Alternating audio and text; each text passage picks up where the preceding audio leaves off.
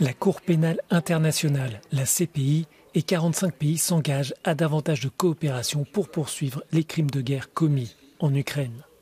Une conférence était organisée jeudi à La Haye pour évoquer la responsabilité des exactions commises pendant cette guerre.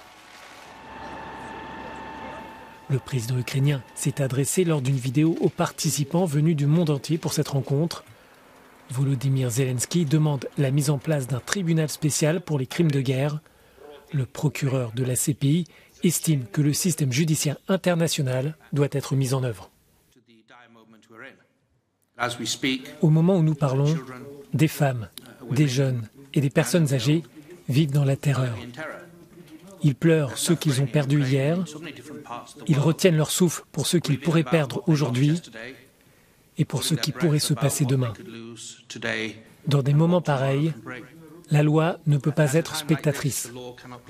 La loi ne peut pas se reposer confortablement à La Haye ou n'importe où ailleurs, quand elle est censée protéger ou défendre certains principes qui sont essentiels pour l'humanité.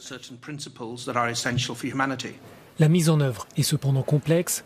L'Ukraine et la Russie n'ont pas ratifié le statut de Rome, fondateur de la Cour pénale internationale.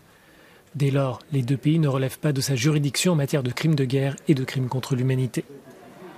Kiev dit cependant vouloir rejoindre rapidement la justice internationale. La procureure générale ukrainienne souligne d'ailleurs que son pays travaille déjà avec la CPI afin de mettre en place des procédures de coopération pour pouvoir mener des enquêtes.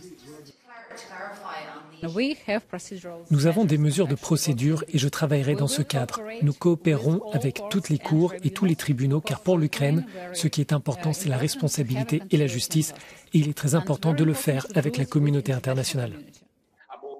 Volodymyr Zelensky a aussi précisé devant les participants que depuis le début de la guerre, 200 000 enfants avaient été enlevés d'Ukraine pour être emmenés sur le territoire russe.